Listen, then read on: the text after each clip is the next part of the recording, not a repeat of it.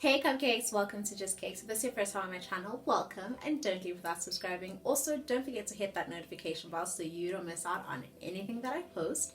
And if you're a returning subscriber, welcome back, Cupcake. So today's video is very serious. This is a very serious thing that I want to talk about. This is something that I've had many different debates with many different people about, and something that happened yesterday, that an encounter that I had just made me realize how badly I wanted to speak about this, how real it is, and also just how unfortunate it is, I guess. It's just a very unfortunate situation, and it's very much in line with, everything that's been happening around us in the US, all over the country, all over the world, and even something that's happened in our country as well for a very long time. So I want to talk about privilege, and before anyone comes and asks me like, oh, privilege is this, privilege is that, I just want to say, firstly, this is my own opinion. This is the opinion that I uphold on my own. Do not go on this as anything that is scientific, anything that is academically reliable, etc. This is an opinion that I hold for myself. If you're offended by this in any way, I'm sorry, but I'm not here to offend you. And if you feel like, I also just want to address this quickly. This is a platform that I've created where I want to have real, raw, honest conversations. I want this to be a space where we learn. I want this to be a space where we're comfortable, where we're able to actually, whatever's happening in our lives, to be able to confront those situations, grab the bull by the horns and not be afraid. If you're someone who doesn't want to be engaging on this level, please, with all honesty and all respect, with all due respect, please unsubscribe from my channel, because these are the opinions of, myself. And if you can't be honest with yourself to this extent, then I don't think that this is the place for you to be. So yeah, this is, as you can see, I'm sort of like walking on eggshells because you want to be so politically correct about these kinds of things. But anyway, so what I want to speak about is privilege. And I know that people feel like privilege is only, something can only be a privilege, or white privilege and that kind of privilege is only a privilege if that privilege advances you financially, or can put you in a better place in society, if it's an economic privilege of sorts. So people only believe that things are a privilege, or that things are a part of white privilege if they come and result in some kind of economic or financial advancement of sorts. And I completely agree with that. Look, I agree with the fact that certain privileges do lead to economic and financial advancements, but at the same time, I want to talk about this other side of privilege. I want to talk about the side of privilege where just, there are certain privileges that don't necessarily come with something financial, but it addresses your human rights. It addresses, these are privileges that address just how you're treated in general, which is not okay. Just because something doesn't have a financial or economic advancement to it, it doesn't mean that the lack thereof should be okay and should be ignored. So let me start with what happened. So yesterday, my mother's in real estate, and I happened to go to a viewing with her because we wanted to go to a shop together before her viewing. So it didn't make sense for us to go to the shop and then come back home, or for us to take separate cars. It just didn't make sense. So we're like, okay, cool, let's get into the car together, go to the shop, go to your viewing afterwards, and come home, because also that was just a logical route. So cool, we're at this viewing, and the owner of the property wasn't actually there. The owner had given his keys to a neighbor, and the neighbor opened up for us. Okay, no problem. So what happened then was that when the lady opened the house for my mother being the agent, and the buyers that were coming to view the house, being my mom's clients, the alarm went off, right? So let me just mention that the friend or the lady who opened up, whom the owner had given the key to, is a white woman, white young female. Okay, cool, no problem. So I guess the alarm went off, and she wasn't aware that the alarm had been on when she went into the house. So I'm sitting in the car because, you know, for the sake of professionalism, I don't really go in. If I go to a viewing with my mom, I just stay in the car and mind my own business. So anyways, I'm sitting in the car in the passenger seat, and a security alarm system vehicle pulls up, and a black man steps out of the car, and the white girl, she was actually a young girl, so she comes out, and she speaks to the man from the security company, and he's like, the alarm went off, and then she says, oh no, I wasn't aware that the alarm was on. The owner didn't tell me, I wasn't aware that he had put it on, but don't worry, I've put it off.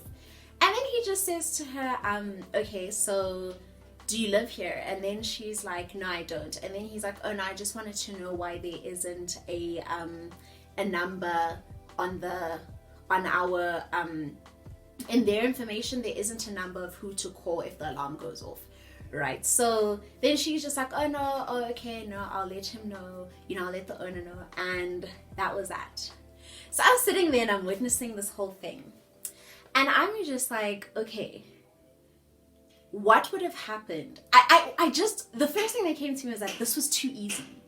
A security company pulls up, the alarm system has gone off at my house, and there aren't any questions. This man didn't ask to go through the house. He completely trusted this white girl. And that for me just made me realize how, it's nice, guys. Like, it must be so nice to be, you know, not confronted by any other questions, not questioned, you know, he just completely believed that this was this girl's story. She was no sort of intruder. And that was one, because firstly, the biggest thing, the color of her skin. Secondly, how she was dressed. Third, yes, I do understand that the situation, also there was an estate agent car. I was sitting in the car looking, I didn't look bothered. If it was an intruder, I would have probably been shaken or something. You know, the situation looked very normal. But then I started thinking, like, had this been, say the owner had given his key to a black gardener, that black security guy would have probably asked for his name, would have probably asked to search the grounds, because I'm sure it's some sort of like protocol. Do you get me? If the owner themselves doesn't, if you don't get to because I think, as far as I know, these security companies are also supposed to ask you for a password. So you're not just supposed to be able to confirm that, oh no, I have the key, don't worry, everything is fine. You're supposed to give your name, I think maybe a number possibly, but also a security code that only you, the owner of the property, would know. None of that was asked, and I'm sure to some extent, if it's not the owner of the property and the person doesn't know the password, surely you're supposed to like do some kind of like ground check just to make sure that everything is fine with the property. None of that was done. And I was thinking, if it was a black gardener and the owner of the house had given the keys to his gardener because he knows, oh no, my gardener lives in the back room, he can always open and he trusts him. When there's viewings or whatever, he can always open. Had this been the case, I feel that I'm 90% sure that he would have been questioned further. And not only that, they would have wanted to somewhat, you know, go through the property, ask him more questions, maybe get the phone number of the owner, etc. And that is how simple and point blank privilege is. I even thought about if it had been me, you know, if it had been me in the situation, if I was the white girl, I probably could have said to that guy that, oh no, I probably could have said to that guy that, okay, yes, I've been given the key to the house. I'm sorry, the alarm went off, I wasn't aware. He would have probably possibly asked for my name, etc. But because of the fact that I'm well-spoken, I'm light-skinned, I'm dressed well, and the other accessories that came with the situation, which are non-changeable, you know, he probably also wouldn't have asked me as many questions. But then let's also explore the part where he was a black man speaking to a white woman. Now already the racial inequality there, black men don't question white women. You know, a white man would have definitely questioned a black man, and a white man would have definitely questioned a black woman. Maybe a little bit less on the black woman. But this is just the dynamics that you guys need to understand. You guys need to understand that we all have some kind of privileges. Even I myself, you know, have certain privileges that my fellow black brothers and sisters may not all have. And this is the thing why I don't understand why people can't just accept their privilege and understand it and not have to come out and say, but, you know, like, oh, but all lives matter. No. Let's fight for the lives that are in danger. And let's understand that my life is not as much in danger because, one, I'm white. Two, I have a better education. Three, people trust me when I say I have the key to the house and I didn't know the alarm was on. Do you get me? People can trust that simple that simple answer purely because of your socio-economic status and just how you look and how you're presented. And I myself am always able to acknowledge my privilege, which is why I don't understand why white people or, you know, other races don't understand their privilege. I mean, I understand that, yes, as a black person, as a black woman of color, as much as Black Lives Matter, it is slightly likely that in South Africa, my life could be more valuable, or let's not talk about lives being valuable. In South Africa, I could have more advantages. And it's not even I do have more advantages than a black girl who is not as educated, who didn't have the same opportunities, who is not this shade of black, who is possibly darker. Do you understand? I understand that if I walk into a room full of white people and I speak the way I do with a little accent because I've, you know, been exposed to that, they immediately think I'm smarter. They immediately think I'm more capable. They immediately think because of how I'm dressed and because of how I present myself that I'm more accountable. They can trust me. And that is a problem in itself. And why is it so easy that I can accept that? I can say, okay, these are the things that I know about myself. And let me go and, you know, take a black girl who's not in the position that I am in and help her get there too. Do you get what I'm saying? Why is it that we can't help each other where we acknowledge that we have certain privileges? I have these privileges because I went to, you know, mixed race schools or Model C schools.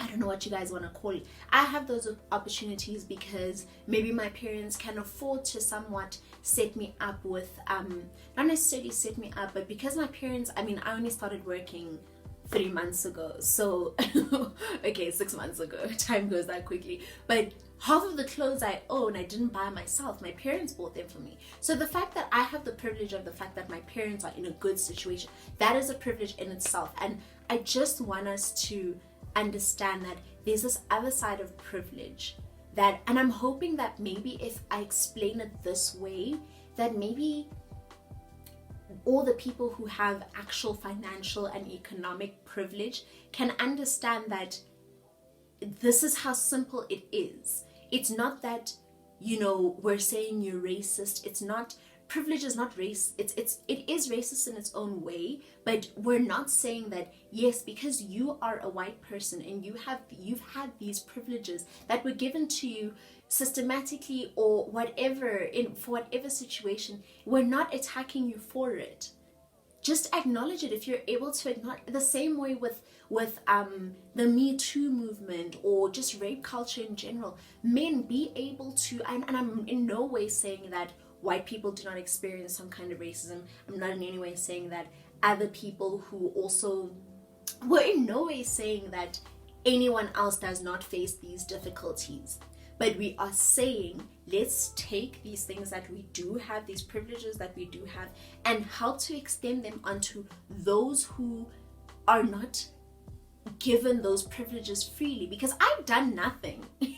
I've done absolutely nothing to have fair skin, but I have this privilege. So why would I not fight that someone with the darker skin or more coarse hair or whatever it is, that they have the same privilege that I have, because I've not earned it in any way. There's nothing that I did. I didn't work hard to have light skin. You didn't work hard to be white. Do you get what I'm saying? We just have to acknowledge that this is a privilege that I have. This is the situation I was born into. We're not saying that you're any lesser of. You have been blessed with an abundance of opportunities purely because of where you've been born and the family that you've been born into. And I think all we're trying to say is just that, understand that, and then your next move should be to empower others and to elevate others and get them to the same kind of platform. And the thing is that privilege, there's so much about privilege that is also a social thing. We allow ourselves to think a certain way about certain people just because of the color of their skin, how they're dressed, where they come from, etc. And we need to stop doing this. We need to stop doing this. We need to, I know it's so difficult to say let's love one another equally, but all I can say is let's stand up for one another. If you don't understand, ask the next person. Just ask your friend of color, ask your friend who, lives wherever, that is it this tough for you?